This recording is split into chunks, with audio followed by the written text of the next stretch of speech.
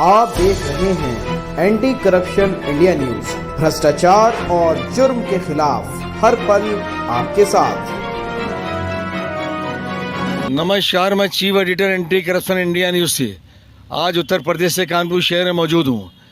जैसा कि anti corruption कार्यालय में बराबर शिकायतें आ रही हैं और उनका निस्तारण भी हो रहा है।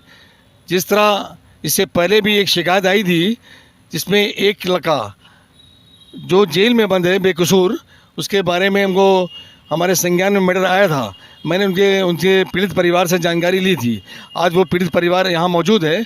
मैं दोबारा पूछता हूँ उस प्रकरण में क्या हुआ, क्या प्रोग्रेस है, क्या कार्रवाई हुई है अभी तक। मैं इनसे जानकारी करता हूँ। आपका क्या नाम है? अमरजीत सोनकर। अमरजीत सोनकर, ये बताइए कि इससे पहले भी आपने हमारे चैनल के माध्यम से अवगत कराया था कि आपका भाई निर्दोष है जो जेल में बंद है और वो अभी तक नहीं छूटा है, और उसके बाद आप अधिकारियों के पास बराबर आ रहे हैं।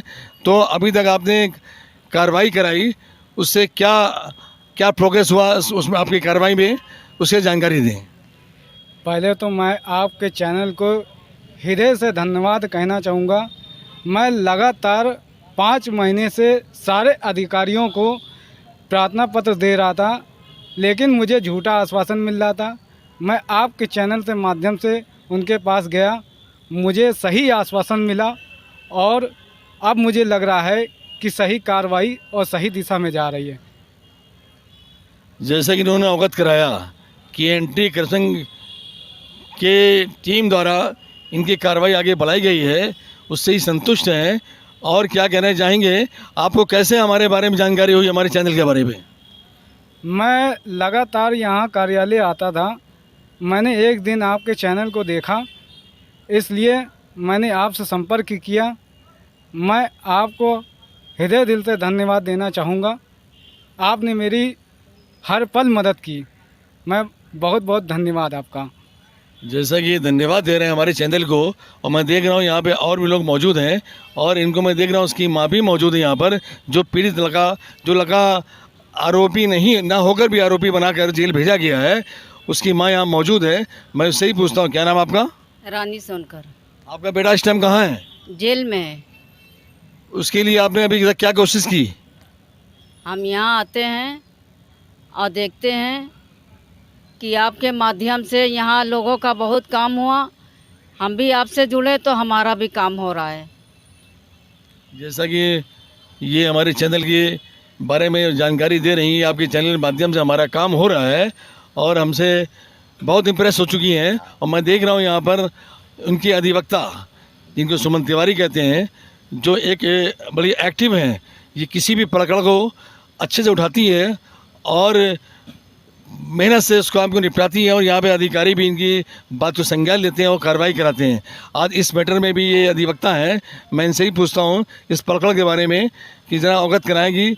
ये जो अमरजीत हमारे पास आए हुए हैं, मैडम, मैं चाहता हूँ ज़रा इनके बारे में बताएं। इनके जो भाई जो आरोपी ना होकर भी आरोपी बनाया गया है, जेल में बंद है, उसका केस आप ही लड़ रही हैं, उस प्रकरण में जानकारी दें। आज के समय में सबसे बड़ी बात है, जो सही बोलता है वही सबसे बड़ा गुनाहगार होता है। और इनका जो भाई जो जेल में बंद है, चरणजीत सोनकर, उसकी वजह यही है ये लोग गरीब लोग हैं। इनका जो लड़का है 16/2/2022 से जेल में है। वो एनसीसी ट्रेनर है, कक्षा 9th का बच्चा है, पढ़ने वाला बच्चा है, जिसके ऊपर किसी भी थाने में या कहीं किसी भी चौकी में या कहीं किसी मोहल्ले में कभी एक शिकायती प्रार्थना पत्र नहीं दर्ज है। वो लड़का चोर कैसे हो सकता है? वो स्कूटी कैसे चुरा सकता है? दूसरी चीज़, सबसे बड़ी बात कि स्कूटी तो लगी है, सेम डेट पर 2 घंटे बाद हम पर पल्सर भी बरामद करा दी गई। कैसे? एक टाइम में कि हमने चोरी भी की और इसके बाद एक चोरी के हम पहले से करे हुए रखे थे। पुलिस को पता था कि एक पल्सर खो चुकी, इसी लड़के ने चुराया है। 2 घंटे में हम पर पल्सर बरामद कराई गई। और जो मेन मुलजिम है जिसने चोरी करी, जिस मेरे पास जो गाड़ी लेकर गया है, मुझसे कोई मतलब ही नहीं, मैं तो खेल रहा था। खेलने के साथ साथ उसको लेकर के थाने से कैसे मैनेज किया गया, कैसे छोड़ा गया, पकड़ा गया, इसके बाद क्या कह दिया गया कि उसके घर में कोई देख रेख करने वाला नहीं है, इसलिए उसको छोड़ दिया गया क्योंकि उससे पैसे लिए गए। सबसे बड़ी बात, मेरे पास पैसे नहीं थे तो हम चोर बना दिए गए। जिसमें इनका लड़का करीब 5-6 महीने से जेल में बंद है, संप्रेक्षण गृह में है, जिसमें अभी तक जमानत नहीं हुई है। तो इस प्रकरण को आपके स्तर से देखा जा रहा है, इसमें अभी तक क्या कार्रवाई की और अधिकारियों के संबंध में आपने बात की? हाँ, देखिए प्रोसेस है, कोर्ट का प्रोसेस, अन्य उच्च अधिकारियों का प्रोसेस, वो थोड़ा अलग अलग होता है। हम यहाँ की बात यहाँ कहते हैं, वहाँ की, क्योंकि अगर हम यहाँ भी आते हैं, अगर हम कोर्ट का प्रकरण बताएंगे तो कह देंगे मैडम कोर्ट का प्रकरण है तो कोर्ट में ही शॉर्ट आउट होगा। अच्छा, उस चीज़ को हम कोर्ट में नहीं लगा सकते, तो वो अपने लेवल से ही काम करते हैं, अपनी किताबों से, अपनी बुक से, कानून के हिसाब से ही काम करते हैं। मैंने इनके कहने अनुसार कि नहीं ये मैडम इस तरीके से कि चलो ठीक है, मैंने वो भी कागज़ उनको सबमिटेड करवाएँ, हाईलाइटेड भी किए। मैंने जज साहब से कहा भी साहब इनको पढ़िए, मेरा जो लड़का जो आबकारी किशोर बंद है वो कायदे से इस मुकदमे से उन्मोचित करने वाला होना चाहिए, और जो मुख्य मुलजिम है वो फ़रार क्यों है, वो अभी तक गिरफ्तार क्यों नहीं किया गया, इस पर कोई सुनवाई नहीं। वो क्यों फ़रार है, अभी तक कोर्ट ने आज तक उसको संज्ञान में लिया ही नहीं, बल्कि मुझसे कहा गया वो तो चार्जशीटेड है ही नहीं। मैं बोल रही हूँ कि चार्जशीटेड है, उस पर 411 का मुकदमा, उस पर 411 की धाराएँ क्यों नहीं लगाई गई, मुझ पर क्यों लगाई गई? इसलिए क्योंकि मेरे ऊपर से इन्होंने क्या किया, ज़बरदस्ती मार कूट करके एक पल्सर बरामद कराई और मार कूट करके हमको 379, 411, 420 का मुलजिम बना दिया गया। मेरा दोष इतना है कि हम सही बोलते हैं। जैसा कि आपका कहना है कि पुलिस विभाग से कोई सहयोग सहायता नहीं मिली है, लेकिन आपको तो राइट पावर है, आप अधिवक्ता हैं, आप अपने कोर्ट से भी तो मुकदमा आरोपियों के खिलाफ, जो आरोपी एक्चुअली आरोपी हैं उनके खिलाफ मुकदमा करा सकती हैं 156(3) में। अभी तो इस पर आपने कार्रवाई क्यों नहीं कराई? इसलिए नहीं कराई क्योंकि हम जानते हैं अगर मेरे पास अगर पैसे होते तो हम थाने से ही छूट जाते। हम आज यहाँ औपचारिक जो संप्रेक्षण वगैरह बना हुआ है वहाँ औपचारिक इनका जो लड़का है वो बंदी ना होता, मगर इन्होंने यानी कि जो अभियुक्त का जो भाई है वो इधर उधर के चक्कर में इतना ज़्यादा परेशान है कि वो हिम्मत ही नहीं जुटा पा रहा, क्योंकि वो लोग जब दबंग व्यक्ति हैं, आज वो मुकदमा लगाएंगे, हो सकता है कल ये भी अंदर चला जाए, इसकी क्या गारंटी। कल तो इनके घर में कमाने खाने वाला भी कोई नहीं, एक को तो छुड़ा नहीं पा रहे हैं, दूसरा जेल चला जाए, तो कहाँ से इनको न्याय की उम्मीद है। दौड़ते तो डेली कहीं कमिश्नर साहब क्या जा रहे हैं, कहीं जॉइंट कमिश्नर क्या जा रहे हैं, कहीं आपसे मिल रहे हैं, पर जो होना चाहिए, एक्चुअलिटी जो होना चाहिए वो बिल्कुल 5-6 महीनों से ऐसी ही पड़ी हुई है। हाँ, आश्वासन दिया जाता है, ये मेरे पास आते मुझे बताते हैं कि यहाँ आज वो आयु को तलब कराया गया, पर कहाँ कुछ तो रिजल्ट दिखाई दे। क्यों नहीं ये कोई संज्ञान में लेकर कोई एक लेटर भेजता है कि नहीं ये गलत है, क्यों नहीं इस आयु का आज तक उसके खिलाफ कोई कार्रवाई की गई है? मुझे तो नहीं लगता कोई कार्रवाई हो रही है।